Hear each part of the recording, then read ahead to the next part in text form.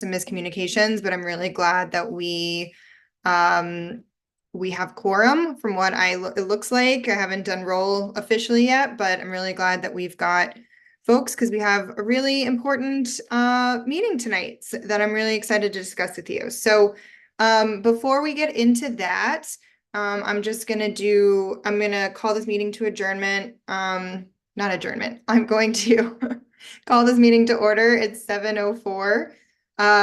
And do roll.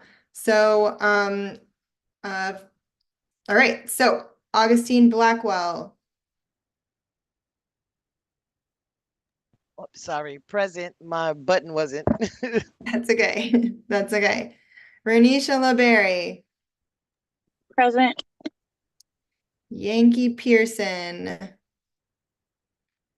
does not appear to be here. Yunella Roan Perry. Present. And officially Rod Herbert. I saw you mouth the word present, so I'll just, because you're on mute, but Sorry, Rod Herbert here. That's okay. Present. Yeah, okay, great. And then for our resident members, is Janice Granum.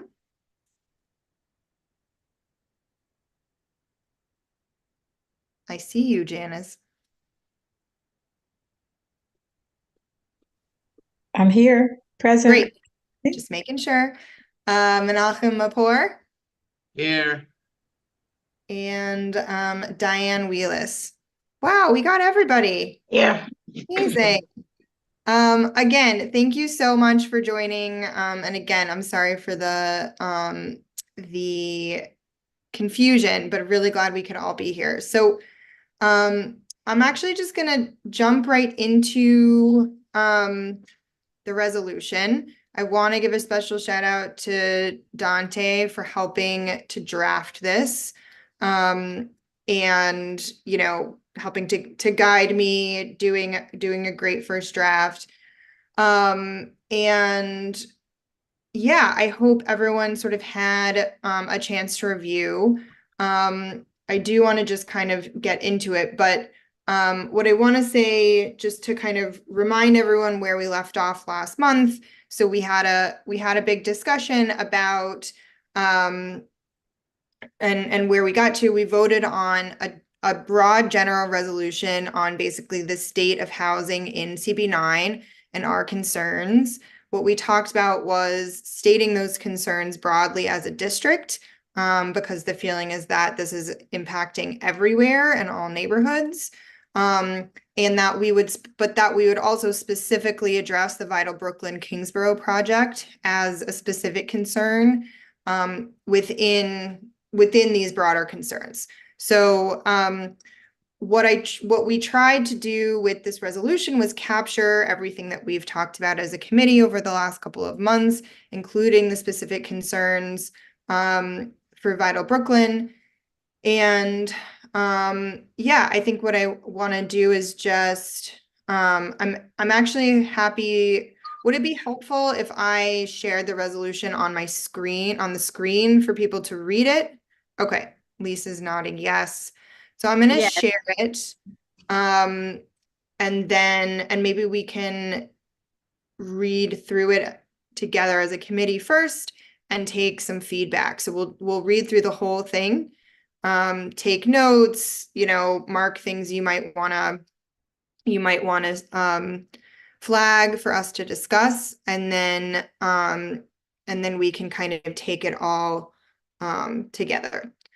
So can everyone see? Yes, that's nice and large. Thank you, Matt. Great, no problem. Okay, so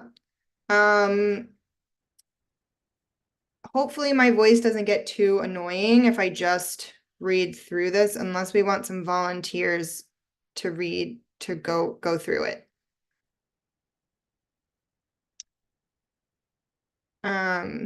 Okay, I'm just gonna read through it. Hopefully this is it's helpful to read through it and not just something you wouldn't read on your own.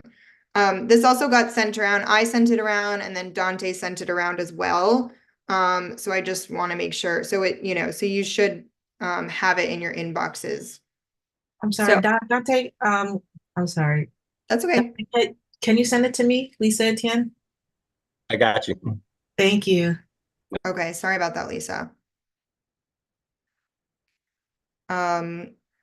So, whereas one of the responsibilities of a community board is to cooperate with, consult, assist, and advise any public officer, agency, local administrators, or agencies, legislative body, or the borough president with respect to any matter relating to the welfare of the district and its residents. And whereas there is a shortage of housing units across the city, and like most community districts, there is dire need for the creation of housing at an AMI, area median income level, that is actually affordable for residents who live in the district. And whereas we recognize there continues to be significant barriers to housing for many due to stigmatization and discrimination, and that the city and state both offer incentives for the creation of quote unquote affordable, supportive, and transitional housing. And whereas we have concerns about the rate and saturation of development, the congestion of supportive and transitional housing in areas of the district, and the lack of diversity in the unit type being created, and want to ensure our community, a community of color, does not bear the brunt of new development while other communities remain untouched. And whereas, according to the NYC Equitable Development Data Explorer, housing production from 2010 to 2022 in the neighborhoods of Crown Heights South, Prospect Lefferts, and Wingate, 5,443 new buildings were constructed, and since 2014, most housing created in the aforementioned neighborhoods was created for middle income earners at 121 to 165% of AMI, while the median income of those neighborhoods is approximately $65,000 respectively. And whereas the oversaturation of development in sections of the district have affected the quality of life of residents by adding to the already lack of parking, blocking bus stops and crosswalks with construction vehicles or equipment, or preventing solar panels on adjacent homes from securing the appropriate light needed for efficiency. And whereas the Vital Brooklyn Kingsborough project provides much needed housing and facility upgrades for mentally unwell and unhoused New Yorkers, as well as additional affordable housing. And whereas the Vital Brooklyn Kingsborough project does not take into account the negative impacts the now expanded project has on surrounded community residents in terms of parking, security, height of the buildings, traffic congestion, nor has it adequately taken into account community feedback, nor needs to improve services provided to the district. And whereas there is no single document identifying the strain the current rate of development of has on future land use, zoning, and housing policies will have on additional infrastructure and services throughout the district to adequately support the additional housing, including parking, public transport, school enrollment and capacity, electrical grid, sanitation, sewers, streetlights, public safety, and other non-public utilities. So, you guys still with me? We're here. Great. So hopefully you can see all this. Doing a great job. Therefore, it is resolved. Brooklyn Community Board 9 advocates for the housing welfare of the district by item 1, advocating for the creation of housing at an AMI relative to the median income in the district or borough. Item 2, advocating for diversity in the creation of housing units for individuals, families, and aspiring families. Number 3, ensuring regulation for units that are meant for families are conducive to family living. Number 4, calling for full review and impact report of infrastructure capacity in the district to ensure that current public and non-public utilities can support the influx of its development. Number 5, calling upon city and state public servants, as well as elected officials, to ensure critical concerns around the Vital Brooklyn Kingsborough project, especially around security, parking, impact of building height on surrounding residents, are resolved. Number 6, advocating for limits in rent increases across the district. Number 7, requesting additional resources and government support to hold predatory developers and landlords who push out residents through neglect, intimidation, or unreasonable rent increases accountable. Number 8, advocating for policies that will support low-income and working families, particularly families of color or other marginal identities, ability to rent at rates relative to their income. And finally, number 9, advocating for policies that will support low-income and working class families, particularly families of color or other marginalized identities, to become homeowners. Okay, so I have a question. Yes. All right, so and I guess this maybe is for Dante. So Dante, with this proposed resolution, okay, what is it that we are looking to achieve with this resolution? In other words, what will it do for us? Actually, that question should be targeted toward the rest of your committee members. You all are going to have this discussion and talk about exactly what that goal is. Yeah. All right, so let me redirect my question. So let me ask you. When a resolution is made up in any committee, okay, what power does this have in order to move the needle? I guess that's what I'm trying to understand. Right. Because Well, we're basically an advisory board. right. Right. Right. So- No, go ahead, Madam Chair. Yeah, so Dante, feel free to like chime in, but just, my understanding, Rod, is that the purpose of I'm gonna talk to this resolution because I don't want to speak to all resolutions. Okay, that's fine. But the purpose of this resolution is twofold. One is to well, it's probably more than twofold, but I'm going to give a couple of things that I think we can achieve with this resolution. One is that we want to compile broad concerns about what we see as the state of housing in the district, because it's a source. There's a lot of concerns related to housing broadly, as sort of stated in this resolution. Number 2 is obviously to then recommend some clear actions that can be taken around those concerns. And I would say number 3 is, once my hope is that this resolution or a revised version of this resolution after this conversation is passed, we get to use this as a platform for the district to then advocate to our electeds, to government agencies, to those who are accountable to these changes, and make sure that they understand that this is an official document that we are now working off of and using as a source for advocacy. Does that make sense? Yes, it does. So It's a good question. that is the gist of the realm. So when can we, or when will it be proper to talk about edits or possible revisions or additions to the document? Now or a little later? Yes, now. Okay. So one of the things that if anybody else wants to go ahead of me, they can. I don't want to just Jump on in, Rod. Jump on in. Jump on in. Okay. So one of the things that I would like to see added to the proposed resolution, since we are talking about oversaturation in the neighborhood, overcrowding, and so forth. I think it'd be good to understand, especially with the shelter beds that we have, like how many shelter beds do we really have within the district, both private and city, right? So we should have a good understanding of that if we're talking about the overall, I guess, saturation of the district, because we should understand that. And that falls in line with what I was mentioning before with regards to the fair share audit.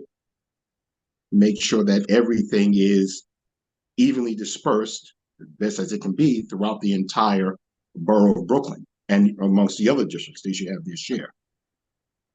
So that's one of the things that I think we need to understand, the total number of shelter beds, both private and city-owned, that are within our district. So we should have an item there, maybe item 10, to understand that item. Also, another item to add would be to find out, I'm paraphrasing this, I'll word it a little better, but to understand the follow-up compliance items or the findings or the recommendations to the findings that were in the March 9th audit, February 9th audit, I believe that's the date. So with the fair share audit, what are the follow-ups that the city agencies have to respond to the audit? Because there were some findings and recommendations, and they're supposed to respond to those recommendations. So I think that should be added in here as well to understand what those are. If I go down to the third paragraph from page 1, what I don't understand is, it says here, we recognize there continues to be significant barriers to housing for many due to stigmatization and discrimination, and that the city and state both offer incentives. What are those incentives? Are they just tax abatements, land incentives? Do we understand what those incentives are?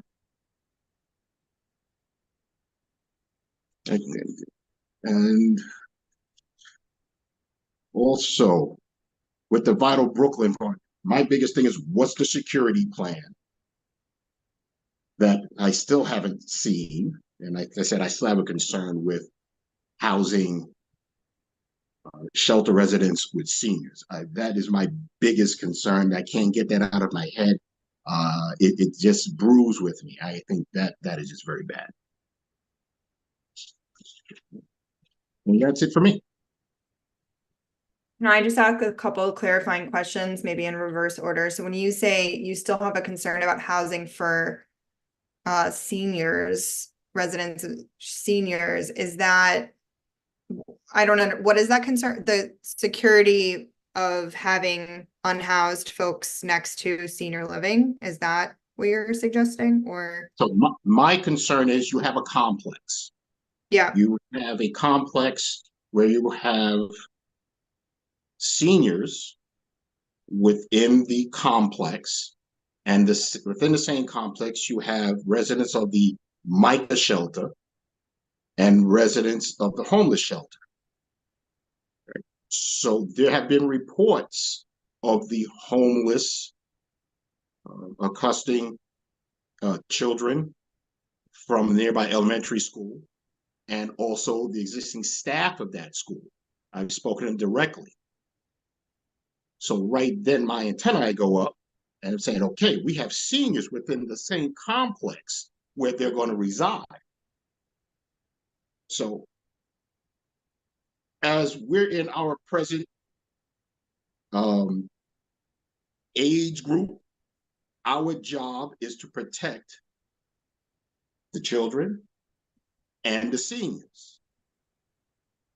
Okay? That's how I look at it. And I also look at it as, my mother is 90 years old, and if she was in that facility, would I feel comfortable saying, hey, Mom, good night, I'll see you tomorrow, while she's still there? I can't, for the life of me, just wrap my head around it. So that's why I wanted to know, what is the security plan? And I don't know what that is. So I have a very big problem with that. okay. And then that's helpful clarification, and I'll get to the other feedback in a second.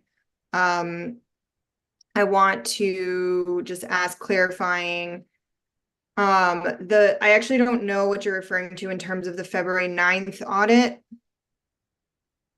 I might have gotten my dates. It was February or March. I read so many audits. The dates are just like, cross one into one another. But it was the fair share audit that was performed. I believe I sent the link to yourself and to Yes, the you did. Yeah. district office. So Yeah. whatever date is on that audit, that's the date. I don't have it off the top of my head. Okay. Jay, what is your feedback? Sure. I first wanted to ask, Ms. Mazursky, are you the same Erin Mazursky who marched on Washington with like a banner and people behind you? Jay, I Is asked you that? what your feedback is. I know. not gonna. I'm asking you a question. Could you answer that, or you don't want to answer it? This is, I don't understand. You either give feedback right now or we can go to the next person. Okay, so before you cut me off and deny my public comment, the reason I asked it was because I saw that you are a tremendous fighter. I'll tell you the relevancy for it, that you're a tremendous fighter. You marched on Washington with people and you had a banner and you're a top 10, went to a top 10 school and you write for all of these top periodicals. Incredibly intelligent woman and a very strong woman. And I've looked at your resume, the strongest of fighters and the most qualified. The reason why it's relevant is my first statement on this, when you take a look at this, what you've done is, and for people to understand it, I didn't get this. Two things. When did you send this out? When was it sent out?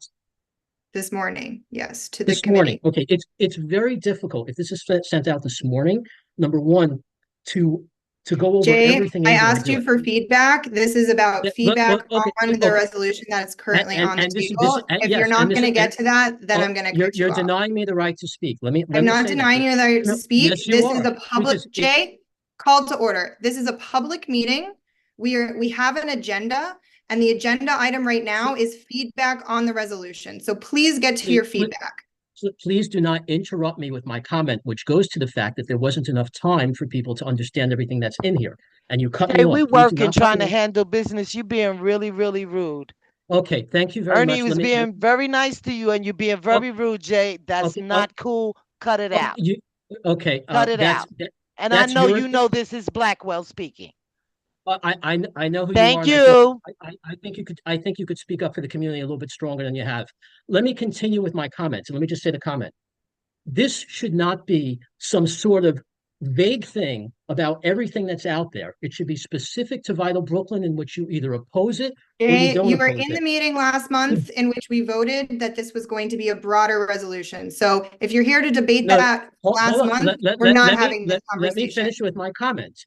If you take a look at the resolved, okay, and by the way, last month, you and everybody else who weren't from East Flatbush abstained, which basically said you didn't have enough knowledge, okay, which goes to show how prepared everybody was who abstained. It was totally on geographic lines. If you take a look at what's in the resolved over here, there's nothing in it in which you either make a decision of either opposing Vital Brooklyn, either you're against it, you're for it, because this is going to happen in 1 month, okay?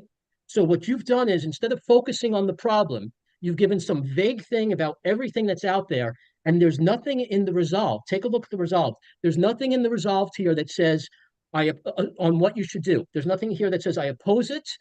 All it says is concerns. Concerns is not strong enough to oppose the current project. When you had the city of yes, people voted specifically on it. What you did was, I'm giving you one more Brooklyn, minute so that we can move on to other people. Fine. What you've done is you've taken a specific problem in which people should have focused. When there's a fire, you focus on the house where the fire is. Instead, what you did was you opened it up to every different item that's out there. It's totally vague on everything out there. There's nothing that says I oppose or don't oppose. What you've said is simply, I have concerns, and you brought in every other issue.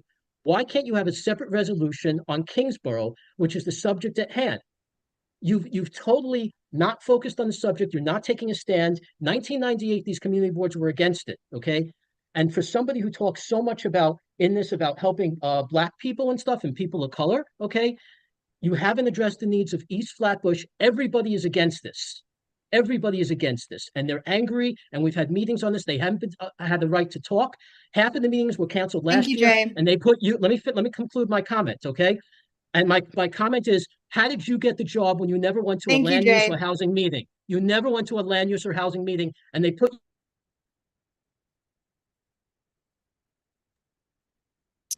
I'm going to be very clear right now. I'm going to be very clear because Jay, you walk into this meeting every month with an attack. The rest of us are here trying to get real business done, and you focus on bringing toxicity and negativity to this meeting every month. And I've had it. You come in, you try to ask me about my work, and you try to do all these things. We're talking about specific things. You were here last month, Jay, when we voted on a resolution to talk about the broad issues around housing in this district, because everything is on fire in this district and not just Kingsborough. And I held to my word, which was part of the vote that we had last month, that we were going to include Vital Brooklyn in here. The fact of the matter is, Jay, is that Vital Brooklyn has been a 5-year process in this community. Most of us got to this process not that long ago, including people who were elected to this district. We cannot stop the Vital Brooklyn project. We cannot stop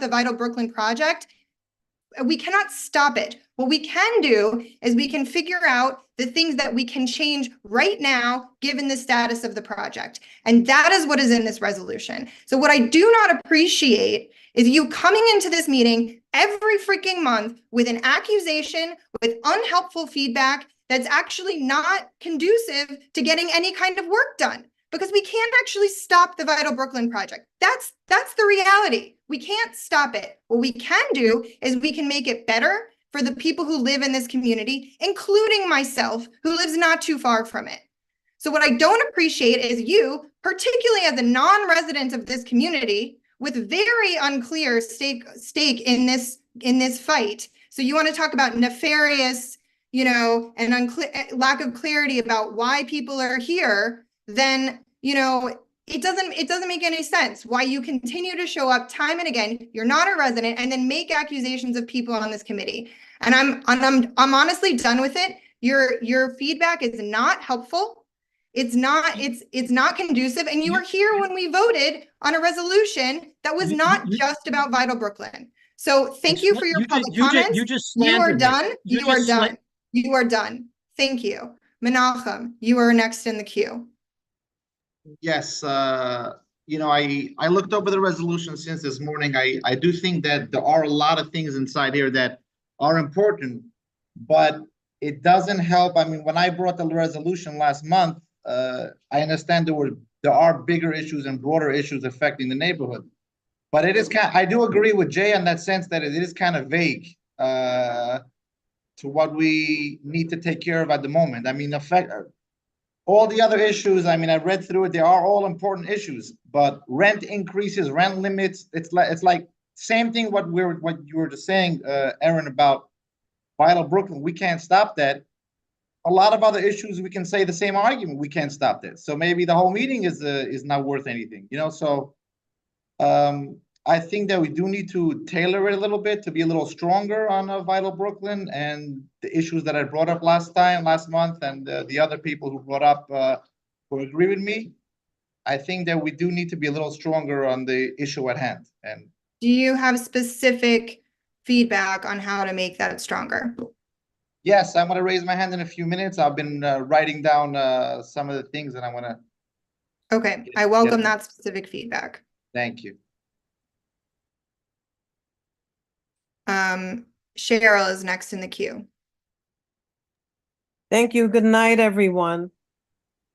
My name is Cheryl, and thank you, Aaron, for saying that you live near here. I live across the street from where they want to build non-Vital Brooklyn. So here are some of my requests to try to make this hit that we're going to receive a little better.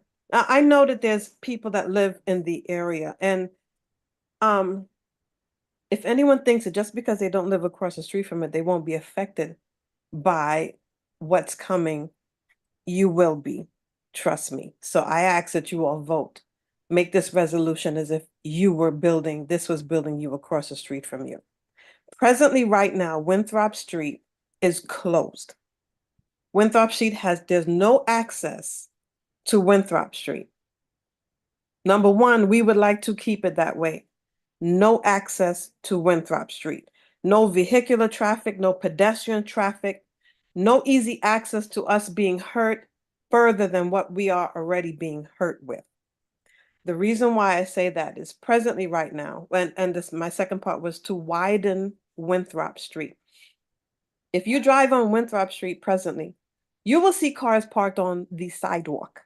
Anyone that lives here or parks here, like the people that work in the hospital and the other buildings that were, the other 3 buildings that were put up right blindsided by us. We just have 3 new buildings across the street from us. Now they're putting 9. We're talking about within 1 block.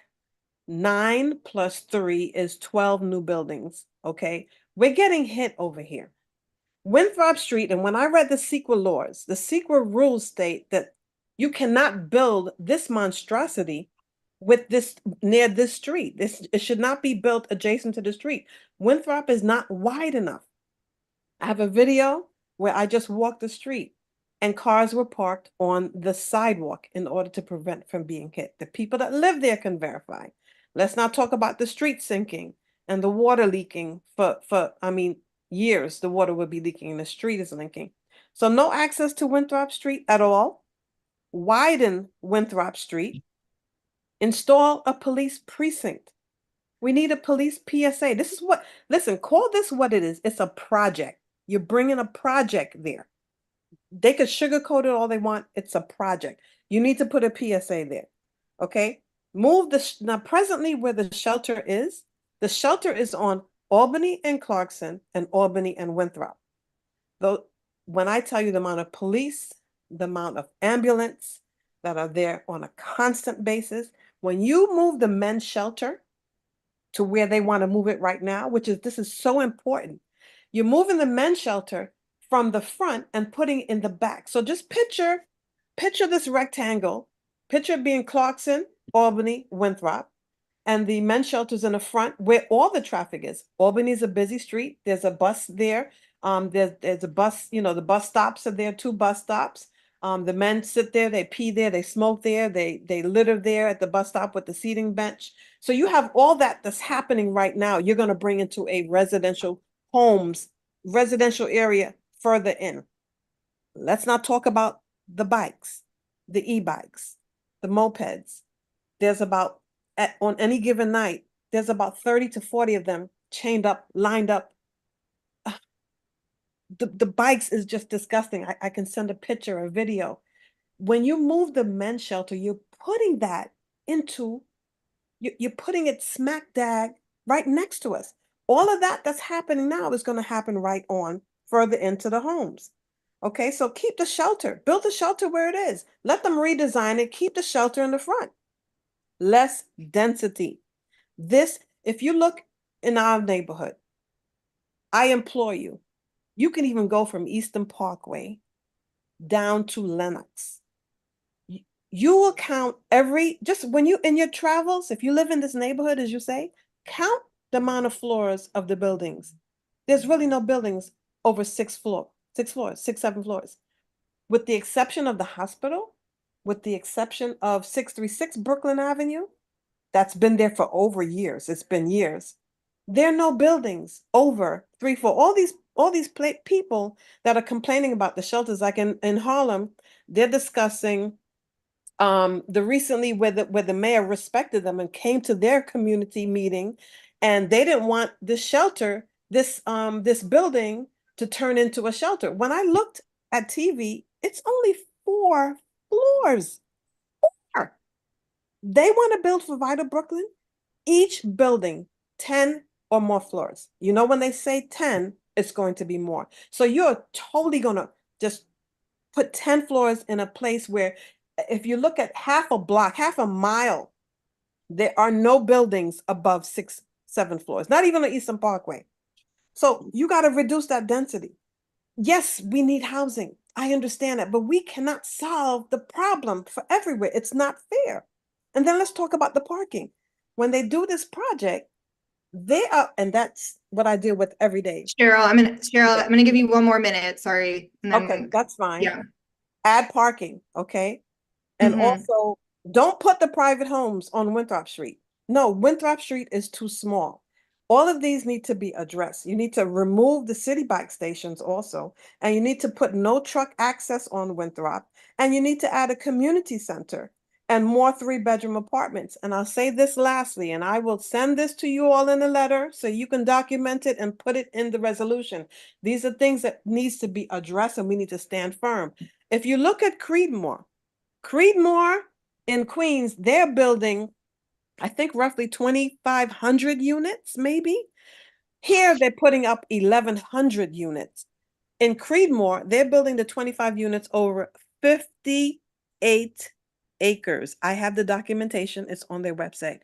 58 acres, they're building 2,500 units, and they're getting about 2 parking spots per. And lastly, let me just say this last part.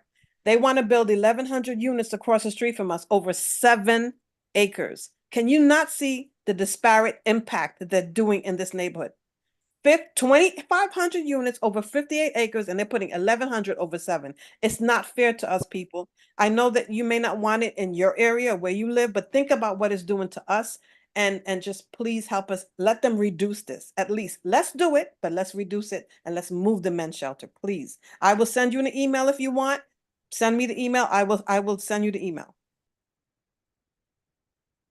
Great, thank you, Cheryl. Is that Suki who's got her hand up next? Hey, Erin, thanks. Hi. Yeah, I think the resolution's hitting a lot of very important points. I'd also like us to advocate for the preservation of existing housing. Last night we heard from a resident who is dealing with a landlord attempting to demolish a 4-story apartment building on Eastern Parkway that's rent stabilized. It's a loophole that allows the landlords to evict the tenants and destabilize the building. It's also happening because the building is small relative to the zoning. So he's filed plans to build a building that's twice as large. Which obviously, goes more to zoning, but, just in general, I feel that we should advocate for the preservation of existing housing. We've also seen a lot of homes demolished that were originally affordable, and the developers bought them for a low price, and then they demolished them and they put up housing, which is now not even just luxury housing, but I think they're like short-term rentals. They're tiny, tiny rooms that, are just being leased out to like a lot of different renters. So this is not a good situation either. Somewhat to Rod's point, I think there have been a lot of issues in the district also with rent stabilized tenants being evicted so that social services can place formerly homeless clients, because the payment to landlords is much higher. As a matter of fact, it was the district leader who was complaining to me about this. So that's a huge problem. And, maybe we find a way of saying that we need to look for ways to house unhoused people with dignity while making sure that we don't displace existing residents. I don't know how. I'm sure you'll think of a good way to say that, but I think that's an important point to be made as well. That this is actually something that I've heard over a period of many years in many different areas, that there were landlords doing this. So that's all I have to say. Thanks, Suki. That's helpful. I saw the board office's hand up, but then it was lowered before Rod raised No, his you're hand. all good. Okay. Okay, Rod, one. This is quick. Just for specifics. One of the things that Cheryl was talking about is that we do not want to have East 43rd Street, right, pass through the complex and exit on Winthrop Street. That's more specific. I read the traffic study, and it does not take into take into consideration traffic flow. It was just a lot of counting cars. And so it should not be there. The street is too narrow and vehicles would not be able to make a turn heading west onto Winthrop Street. They won't be able to do that. Okay.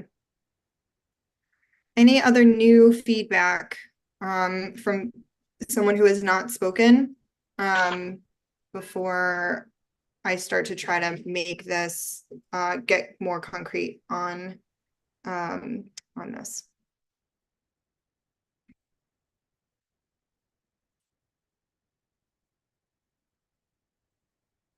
Anything to add, anything to edit specifically in this document?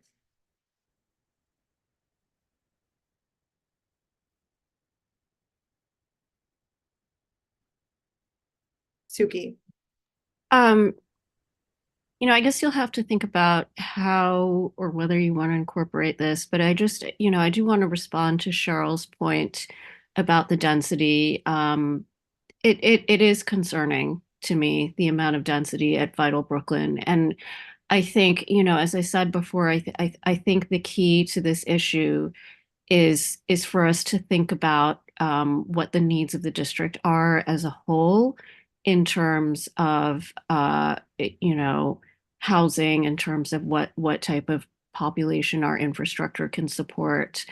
And I think that is something that all the committees have to get together and talk about. But yeah, I think that that before that we should be addressing this, but rather than addressing it piecemeal, we may want to start to look at this from more of a top-down perspective. So that's all I just wanted to suggest. Okay, that's helpful.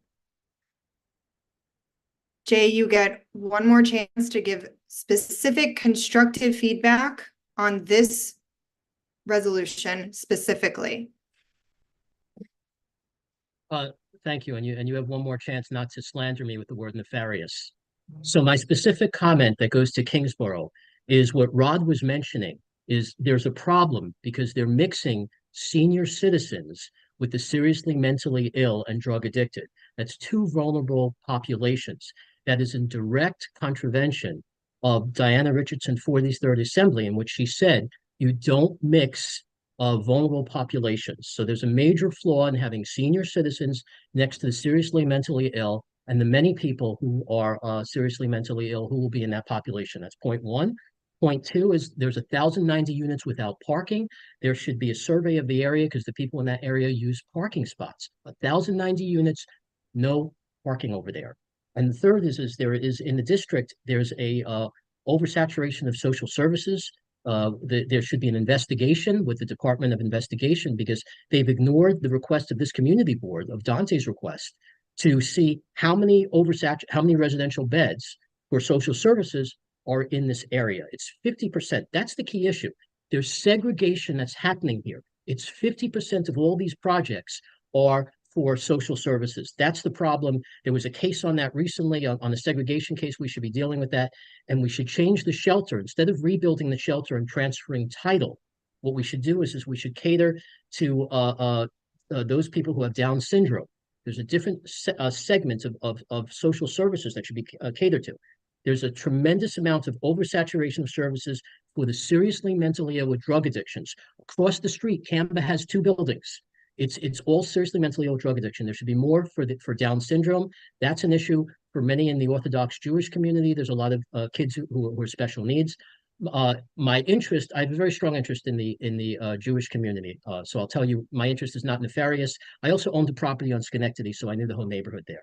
That's my interest. That's why I get involved in it. And I just don't like seeing low-income people of color and a lot of my Jewish friends getting taken advantage of by intelligent people and by politicians. That's the reason. And I will end by saying the following.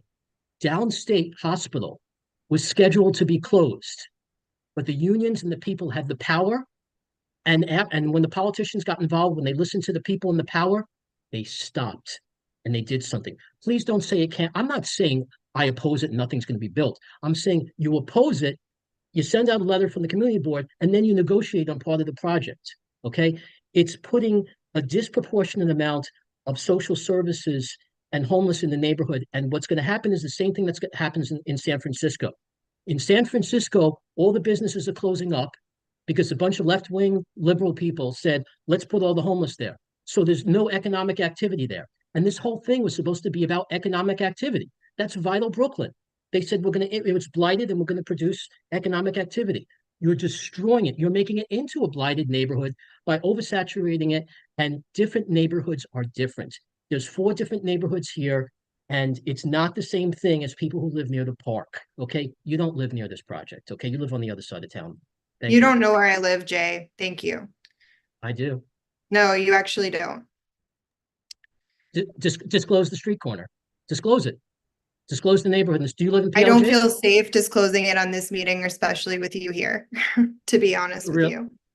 Really? I already disclosed it in the last meeting. I had disclosed my neighborhood, and I'm very close to this project. I'm sure.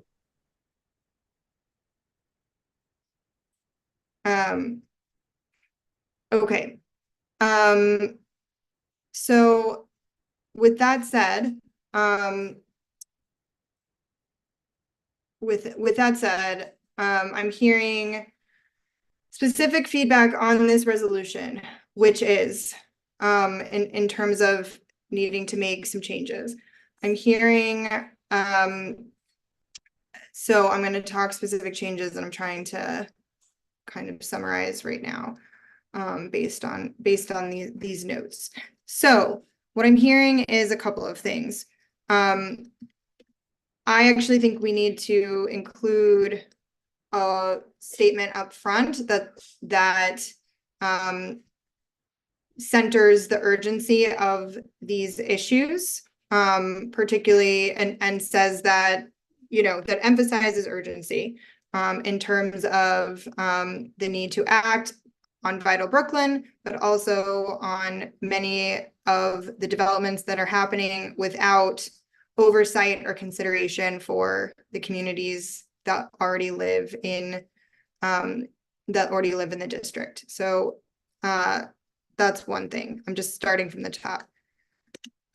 I'm also hearing that I'm looking specifically, I'm trying to sum this up kind of on the fly. So I'm sorry, I'm reading my notes. I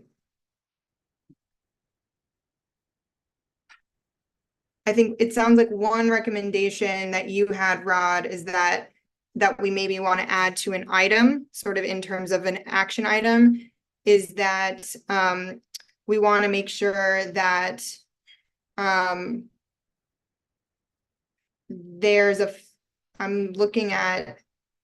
we need to understand the fair share. I'm trying to figure out the best wording for that.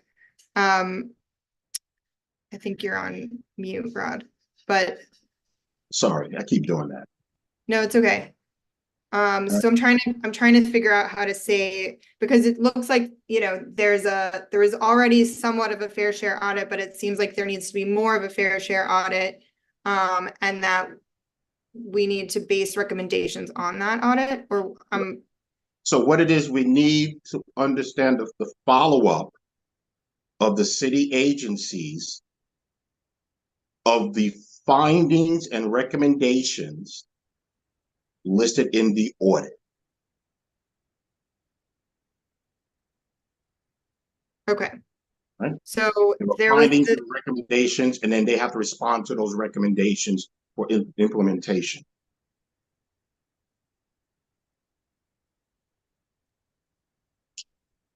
Erin, when you get a chance, I want to add something. Yes, please. I can go? Yes. Okay. Just to back you up is also their work that they put in.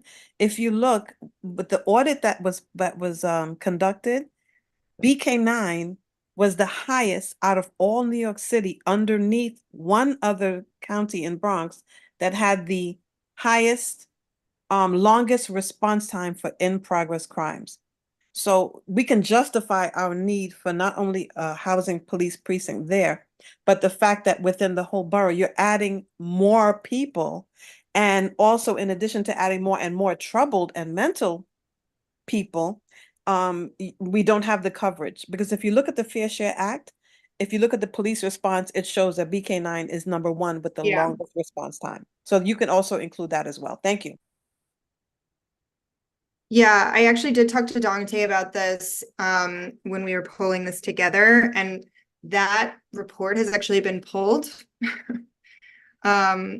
So that's what's making it hard to cite it, but we saw it. Rod's mentioned it, you've mentioned it, Dante saw it. And so, yeah, so I think, but that said, we still need follow-up and implementation on it. Dante. Yeah, I was going to say, Cheryl, if you just so happen to have that report around. I don't have it with me, but I can get it to you. Please, because I cannot find it on the comptroller's website. And the precinct was not aware of this report. So I want to make sure that they are. I printed it. So I will look for it and scan it and email it to you. Thank you very much. Suki. Just one about the police precinct. One way to do this is it's been on CB9's capital budget request list for I don't know how many years that the 71st precinct needs major renovations. So obviously proposing a new building for them in the location that you want might be well received. But obviously you'd have to talk to the department and see what they think, see if you have their support. Actually, can I just say, we had a meeting, Brian Cunningham had a meeting with me and Rod, along with his chief of staff. And one of the things that they mentioned was that has to go to Patrol Borough, the Patrol Borough president. And their office did say they will assist us in writing a letter to get it. So if you can reach out to Brian Cunningham's office, they did say that they will assist in writing a letter to ask for a police precinct within Vital Brooklyn, non-Vital Brooklyn. So you can speak to someone in his office as well. Okay. So, we want to make sure that we are addressing the issue of density in the district. I'm just trying to think about the best way to do that, because it's density in the district. It's also density around Vital Brooklyn in particular. And one concrete thing that I heard was that we want to make sure we're looking at traffic flows. Sorry, Dante, go ahead. Quickly, I was just going to say, in my conversations with the new CO of the 71st, he's looking to change their parking lot into more of a community space. So, considering like he really wants to use the precinct more for community, there actually might be an opportunity here. That's all. But if they can't get to work and park, how are they going to come to work? They need that parking. It's not even that big. No, but to use it, so he wants to, when they're not using the parking lot, wants to paint the inside of it and use it for community events and things like that. That was his idea, but they'll figure all that out, all the logistics. But I think there's an opportunity there, considering that we're talking about a new precinct. So I just wanted to bring that up. And not new, in addition to. We don't want a new one. That can be new, but we want in addition to. Who's the new CO? I'm sorry, then I'm going to shut up. Who's the new CO? His name's Thomas Smith.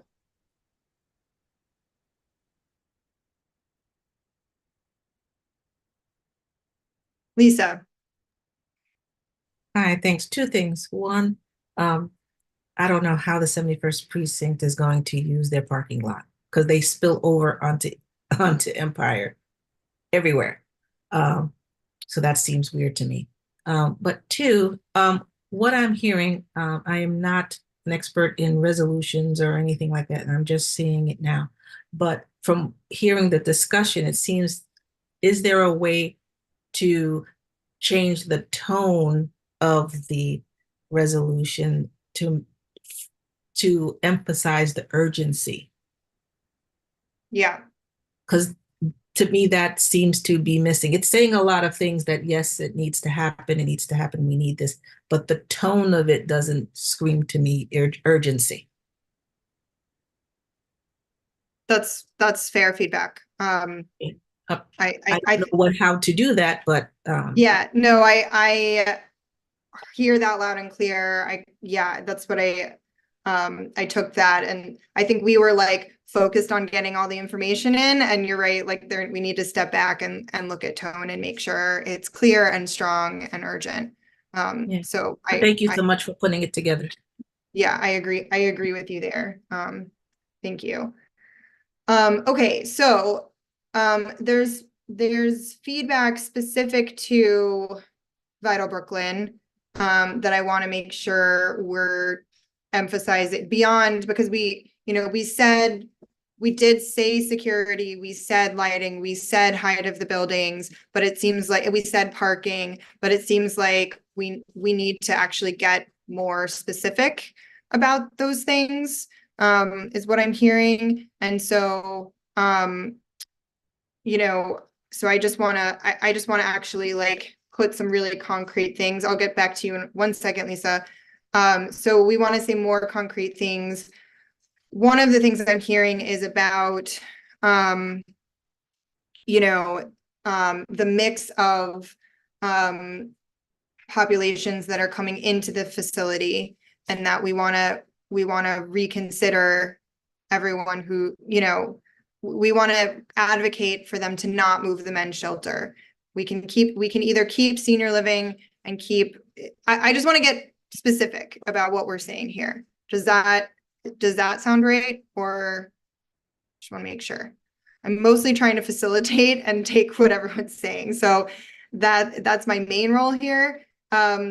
So what we're saying is we don't want to move the men's shelter. That's number one. Number two is what I hear us saying is that we want to make sure there's adequate social services for the communities surrounding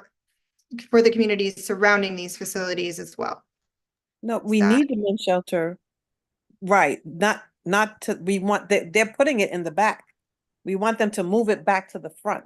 So I don't know how you're gonna word that, because if you say you don't want them to move it, they may, they say, well, okay, we're gonna leave it where we proposed. Got it.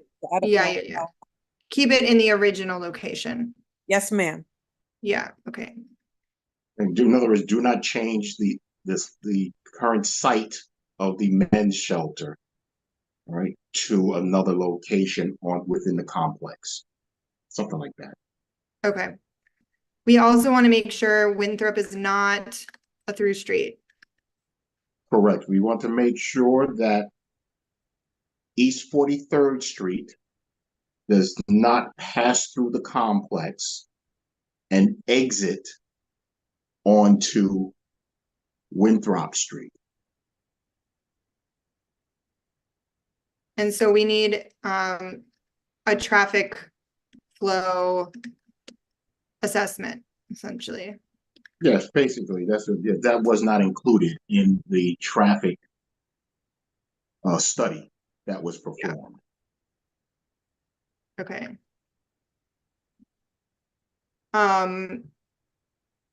And I'm just continuing to summarize what else. I think we need to get more strongly worded about the security plan, including another precinct or another I'm just looking at what we. So they're going to have first of all, Breaking Grounds is going to have supposedly security on site. All right. So what we would like to understand are the post orders and security plan for the site through Breaking Ground. So we need to understand the post orders and security plan for the site. Okay. Great, and then a parking survey as well. Mhm. For the facility and the surrounding areas. Lisa, sorry. No, that's okay. I was thinking about services. There's a number of services specifically laid out into the resolution. One thing I think it is not there that probably should be there is the post office.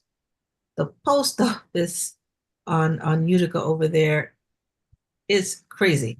So gotta so adding all these people, what is the plan for postal? And Excellent observation, Lisa. Excellent observation. Sanitation too. Sanitation. But again, also, there are a lot of services that I don't think they took into account yet. Is there a way to not say list all of them, but say all the services that normally would be available in a community? So it's like a catch-all. We need like a catch-all. They can't just look at what we add there because we may miss one. That's very important. They need to look at that too. So Yeah. how do we do that? Okay. But postal, I think that's going to be a big one. I don't disagree. It's worse than the never gonna get your DMV. mail, Rod. It's Never. worse than the DMV. Spies going. Yeah, it's pretty bad.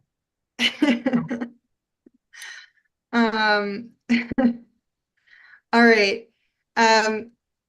Dante, I'm curious what you're hearing from this as well, not to put you on the spot, but I want to make sure we're getting super concrete so that we can actually vote on changes. My hope is that by the end of this meeting, we can vote on edits to the resolution. I hope that we could get to a point where I'm not sure we can do this, but I would love for us to get to a point where we can vote saying, as long as we've added X, Y, Z to this resolution, we want this resolution to move forward. I also want to be clear that this does not have to be the only resolution we ever put forward. So I just also want to be clear about that. My hope is that this is our calling card for elected officials and agencies so that we can go to them and have the conversation, right? And make clear kind of what our immediate demands are, what our take is. So I just want to say both of those things. But Dante, do you, I feel like I'm trying to do some of this on the fly, so I'm curious as you've been sitting back. Well, I don't know if you're sitting back because I'm also taking notes, but you know, if you have other specific things that we want to add into this. Let me see.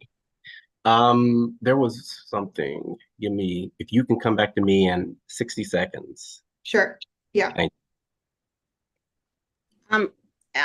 Erin, this is Yanela. Yeah. I just wanted to find out can we include a neighborhood advisory committee to be working with the entities as well, so that we have some sort of advisory neighborhood input with the powers that be, to make sure that, you know, we're having an amicable rollout and some input from the community ongoing as to what is good and what their experiences are, because they live there, and you know, when they lock up and leave at night or before they get there in the morning, at least they would have some sort of positive feedback and make the residents would feel a lot more comfortable if they can at least voice whatever concerns they have in a formal setting, kind of. Okay.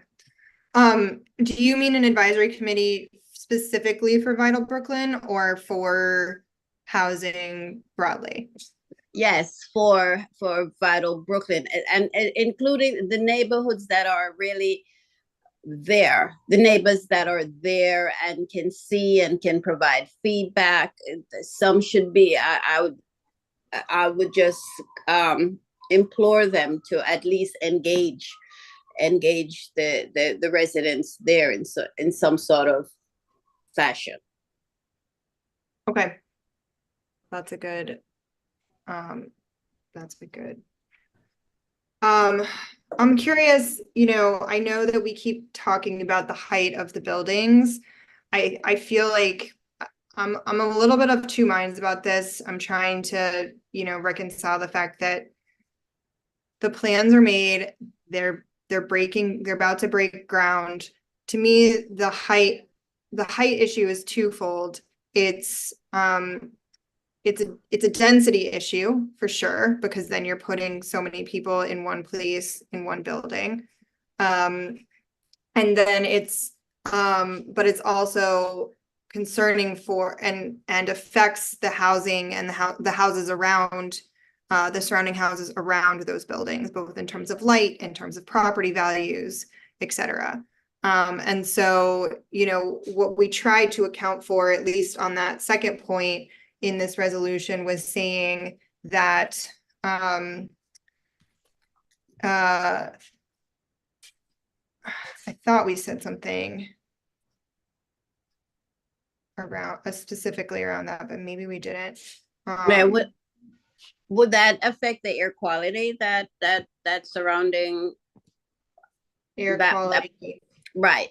On our block on East New York, they just built 3, I think 7 or 8 stories on that, and I'm telling you, everywhere you look, that's all you can see. So they maybe the air quality would be somewhat, you know, effective.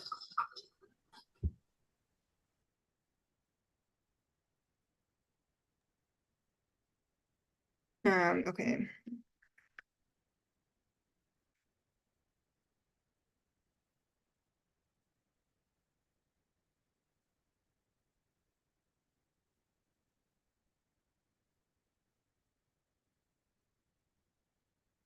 Dante. Yeah. Yeah, so it's kind of on the same path as Unella, and you know, considering the size of the project and it's in multiple phases, you know, I think that one of the things that the developer and the state should do is come back before the community before every phase starts, just so one, we get to re-see the plans. If anything's changed in the plans, you know, I think that we would hopefully be able to identify those things. But I definitely think that allows us to keep an ongoing communication and process with the state about what the folks around the project, who live around the project, are feeling, and what the board specifically, how the board specifically feels about the project. Definitely heard the sentiments regarding tone. That makes 100% sense. And I'm thinking in my head, trying to formulate, like, we want, at least from my understanding and what I'm hearing, we wanted to touch all the notes, but we want to make sure that Vital Brooklyn is clearly expressed. Can you give me a second?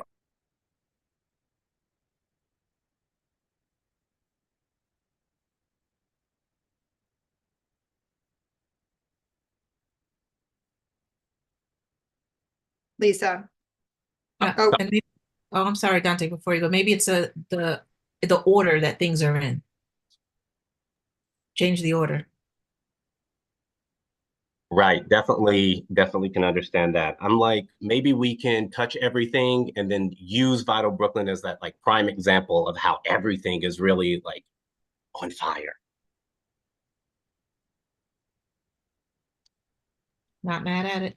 Like, it could be our standing document, but it also, you know, highlights, you know, our thoughts about Vital Brooklyn, and then, you know, you can move forward with other projects, you know, with other resolutions thereafter. But, you know, I'm just trying to think of how we can get it all, because yes, Vital Brooklyn is obviously very important, but there are a lot of things that, you know, we have to address across the district.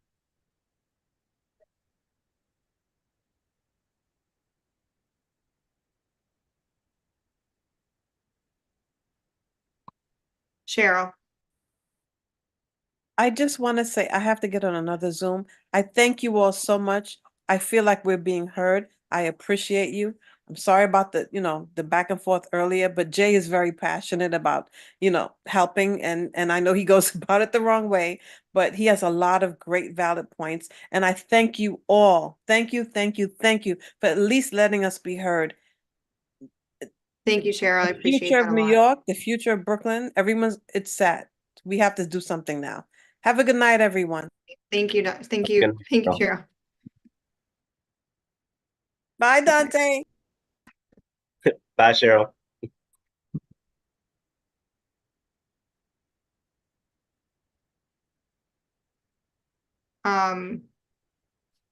Rod.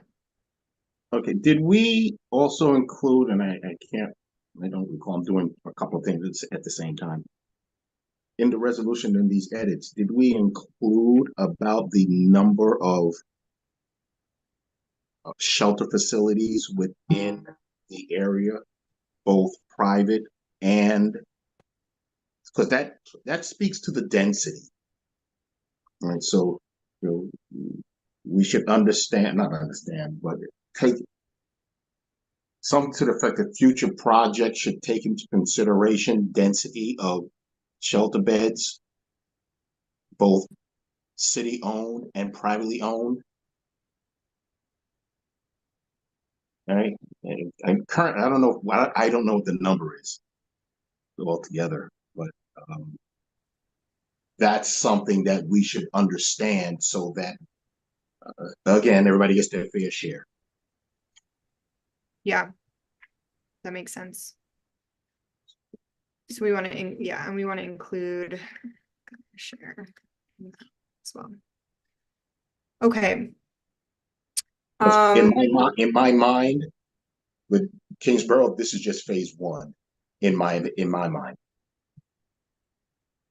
This resolution, or just this? No, I'm sorry. With Kingsborough, the project, right? They're working on 7 acres of land, right? And I think that this is just phase one. Like they're gonna do more projects. Absolutely. Yeah. We're getting organized, Rod. That's what we're doing here. We're getting a platform together. We're working on it. Because what happens if a second plan does come to light, right? Phase two, right? We have this resolution or this document to go back on.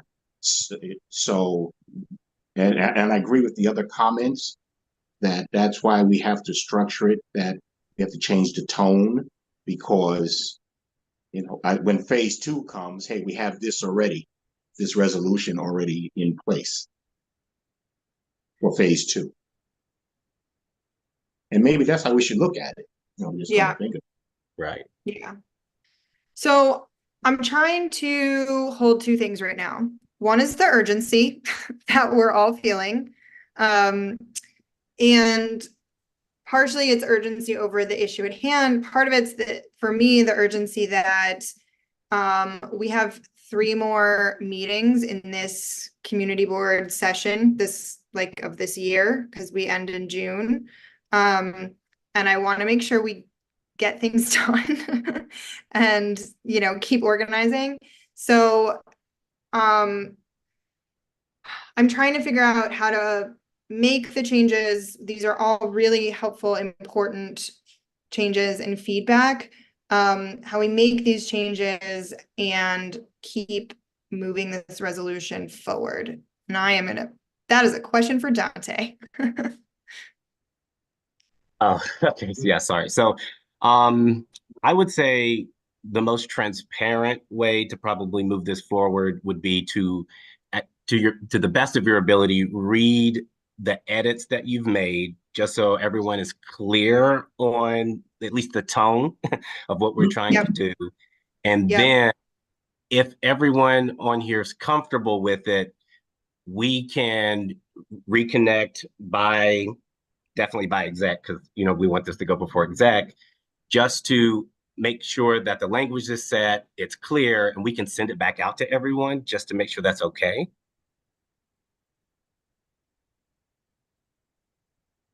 But, you know, I'll leave that to you and your committee, but I definitely don't, you know, we're going to be on here all night typing if we do this. So yeah, exactly. Yeah, exactly. Okay, I'm going to read out the changes. It's not going to be pretty, is what I'll say. It's not going to be the language that it needs to be, but I'm going to read out what I've got. We're going to make these, listen to what I'm saying, with the lens of, if these changes were incorporated into this resolution, I would be excited to enthusiastically vote for it. And then we can hopefully motion to vote saying, stipulated that these changes are made. We can vote for this resolution. Dante and I can work on making these changes ASAP, and then send it out. The executive committee, I think, is on Tuesday. Is that right, Dante? Yes, that's correct. So we would need to also agree for everyone to read it, and at least for everyone to read it and respond via email. Is that right? Yeah, just so it's on a record. Yeah, so everyone would need to agree to read it and respond via email that their vote holds or whatever on this resolution. Okay, so with no further ado on these changes, I'm really trying to sum it up. So top line, we want to alter the tone to one that is more urgent and more resolute, but certainly more urgent for the issues that are at hand. So that's top line change. Beyond that, we want to make sure we're emphasizing the oversaturation and overcrowding of the neighborhood because of the development. We want to make sure that we are talking about follow-up and accountability around the fair share audit. We want to specifically, we want to advocate for the preservation of existing housing, and against the demolition of existing homes that are being bought up for short-term housing that doesn't serve the community, that we are giving we are working on special protections for tenants that are in rent stabilized units that are being evicted, and advocate for a way for unhoused people to have, for people to find housing with dignity while not displacing current residents. And that we want to make sure that we're looking at housing needs on whole and the infrastructure that will support it, including but not limited to the many things that are listed in this resolution, including the electrical grid and sewers and streetlights and school enrollment and public transportation and post offices. And then for Vital Brooklyn specifically, we want to say that we want to advocate for the men's shelter to remain in its original location, for Winthrop to for East 43rd Street to not pass through Winthrop, and that we do a traffic flow assessment study, that there is a very clear security plan ahead of construction so that we can understand the post orders and the security plan before breaking ground for the site, that there's a parking survey with surrounding areas, but I would say beyond the survey, solutions for the fact that these facilities are going to bring workers to these buildings who will need to park and have nowhere to park, and when they do park, they will be displacing residential parking. That we have a neighborhood advisory committee for Vital Brooklyn to work with the entity, and that in addition to that advisory committee, there's the developers have to come back and check in with the community before every phase starts. That we are doing a full count of shelter facilities in the area, both city and private, so that we understand fair share. And that we're restructuring this to make sure some of these important points are more visible. Did I miss anything?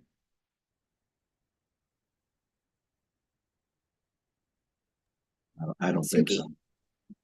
Hi, I'm sorry I didn't bring this up before, but actually, Unella has mentioned a couple of times in my committee the problem with the height of the building that's going up near her, because her co-op can now no longer get solar panels because they're going to be overshadowed.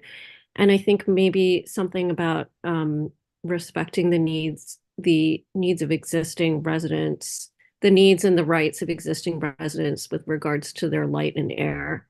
Because that's like a really basic principle, even in the multiple dwelling law that's designed to protect tenants. And yeah. Yeah, I think I agree. I thought that we added that in there more specifically, but okay, that's fine then. But I don't know that we did. Or I'm trying to find it because yeah, there's a little bit of language on it, but Suki's, yeah. Okay. Yeah, I like that.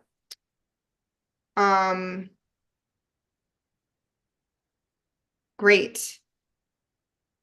Anything else?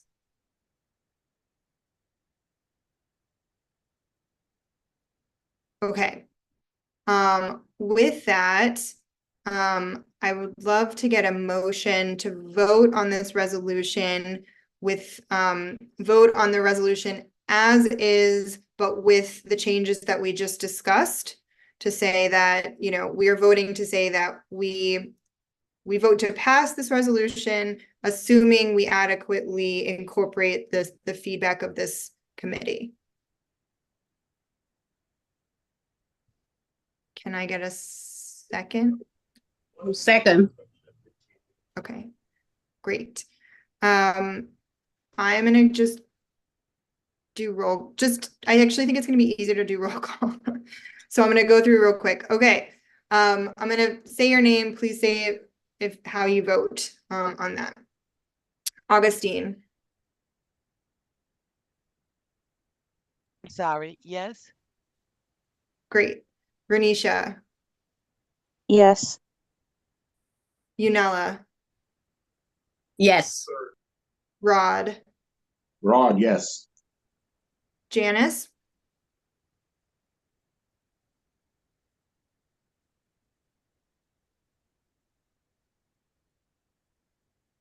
Janice is there.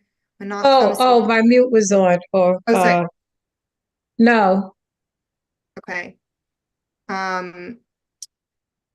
Menachem seems to have fallen off. As has Diane. I think Diane is still on. Diane? Yes, I'm sorry. I am on. Oh, sorry, I didn't see you there. Diane. Okay. I had some technical problems with my computer, so I'm using my phone right now. But right now, I think I'm going to go with a no, because I'm just I've listened to the whole meeting and all of the resolutions, conversations, and everything, and I'm just really not ready to vote on it. So I think we probably need to tweak it, and once it is ready and it is tweaked with some changes, then perhaps maybe at that point I will vote. But for right now, I'm going to vote no, because it's a little bit too much into it. And some of the things that I'm hearing, it's a little bit convoluted, okay, for me. So I just need some more clarity.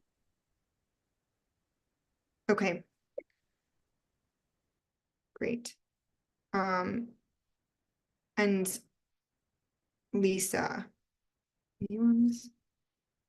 You're not a voting member. Oh, right? I'm not. Even though you want me to be. I was like, wait, you're not. And So I vote yes. But I hear your concerns, Diane. So with a 5-person vote, that does pass the resolution. Again, assuming these changes, we will need to do another vote via email to make sure we again have a majority. But so I will say that. Janice, do you want to express any your concerns? I hear Diane's concerns. Do you want to express your concerns? Oh, yeah. Well, my concern is that I have to see the resolution just as it was presented uh, prior to this meeting. And I think to vote on a resolution with verbal changes is like me signing a blank check. I just don't do that. And I Okay. just don't think it's ethical. And it's not that I'm going to say yes or no, but it's like I cannot vote on something that is, not physically there in writing. And I feel like this is obviously being rushed. I mean, I thought that tonight we were going to vote on this, resolution, and then it's being changed. And now we're asked to vote on a change that's, again, it's a verbal change. I need to see it in writing. So I'm more than happy to vote once I perhaps change my vote once I see what is going on, because this is not the way you do it. I mean, I think this should be tabled for the next meeting or an emergency meeting, and then you present the revised resolution, and then we vote. Otherwise, this doesn't make sense to me. That's just my thoughts. Okay.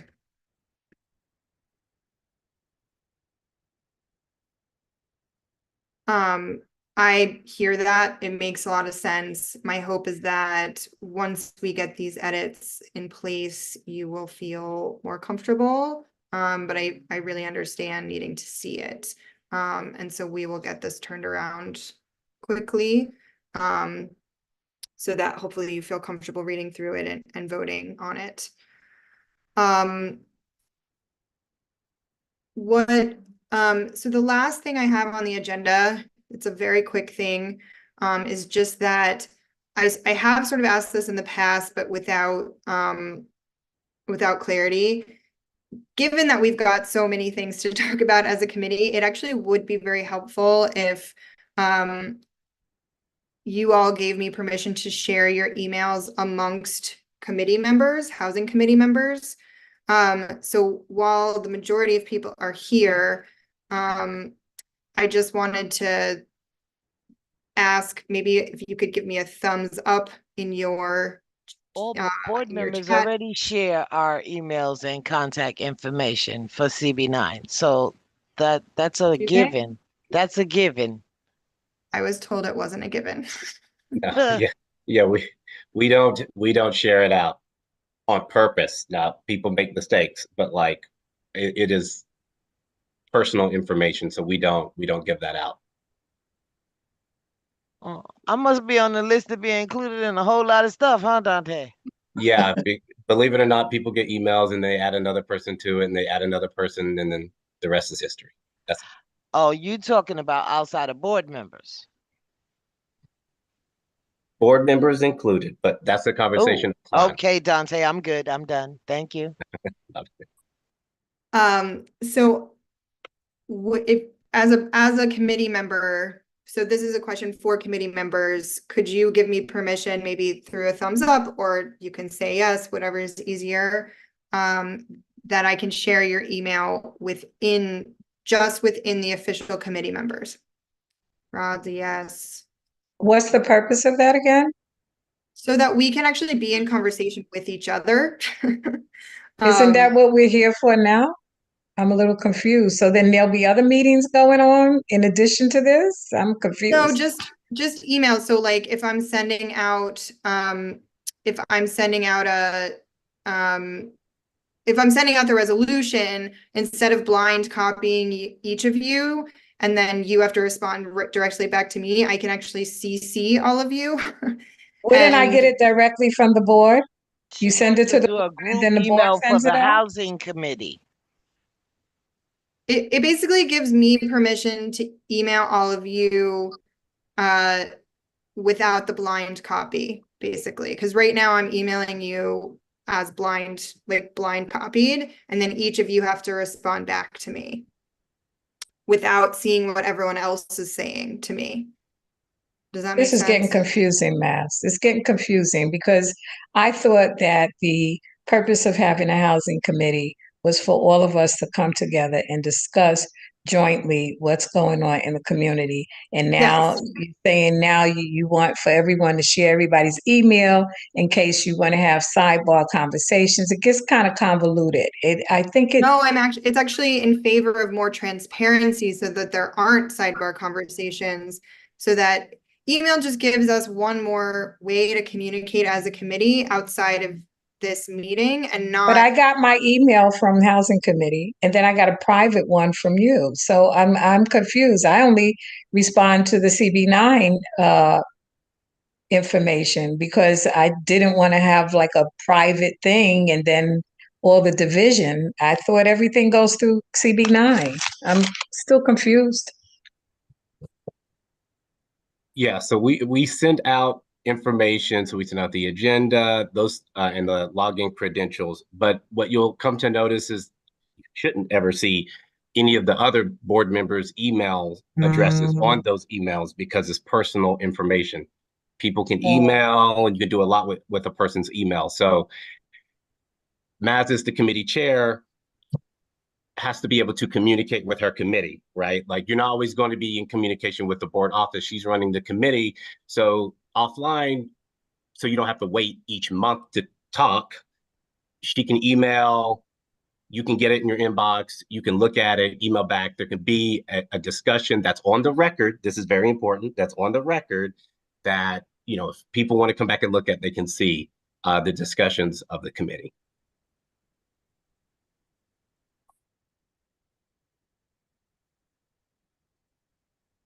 I see.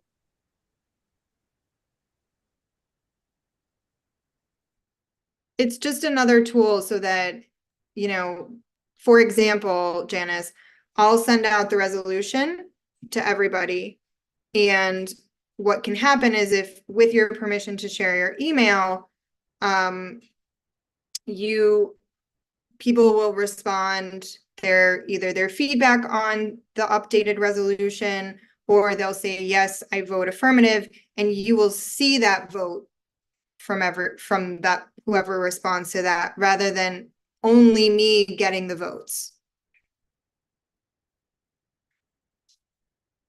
It's actually for transparency for it's actually so that everyone on this committee is in conversation with each other and not just me. So it's actually a tool to make conversations over email more transparent.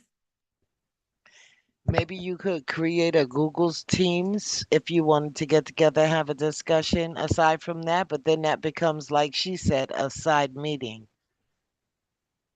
Well, with Google Teams, we still have to, people are still sharing their emails, essentially. Yeah. That's why. Okay, I want to be cognizant of time. Right now, what I saw was Rod, Lisa, Renisha, Augustine, agreeing to share their emails.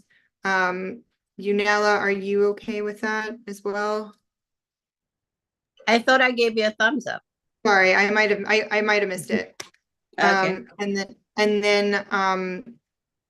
And Diane, are you okay with that?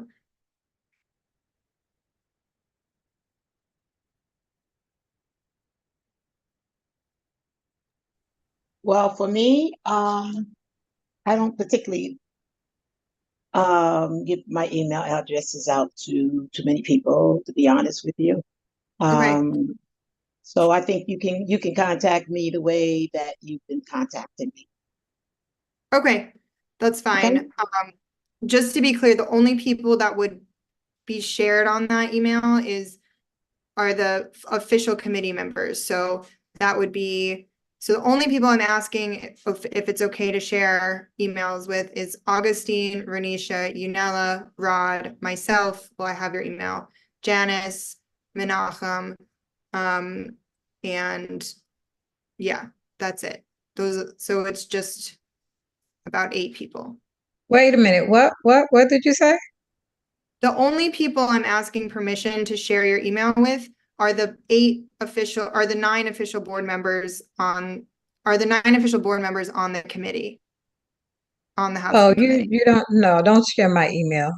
Don't share my email because we'll meet on the committee, on the CB9 committee. Okay. So okay. That's really My helpful. question- I'm sorry. We would still okay. get the information even if we don't share the email, I'm sure. You will. It makes communication within the committee a little bit harder, but for Janice and Diane, I'll just make sure that you're BCC'd as much as possible and included in the conversations. Okay, let's no, get that. I still don't know the purpose of this. Okay. Sorry, Janice? I still don't know the purpose of it because it okay. creates a sidebar, and it's not instead of creating a us all sidebar. coming together, it's I very promise. divisive. No. I promise you, it's actually in service of creating transparency and more unification in terms of our communication as a committee. But you can just sort of see how the rest of the committee is doing it, and then you can kind of judge. The point is definitely not to create sidebars. And the board office is traditionally CC'd in all of that as well. Like everything that I send out, I CC the board office as well, so that they know what's going on. So it's not a sidebar at all. It's just a easier flow of communication. The way they, yeah, that's it. Thank you. Yep. Okay. So that's everything on the agenda. Thank you all for staying a little bit late. It's 8:41 and I will call this meeting to adjournment. So thank you all for your impact, your feedback, your patience, and a very productive meeting. Really appreciate it. I hope everyone Thanks, has Ernie. Have a good night. Good night. Thank you. Good night.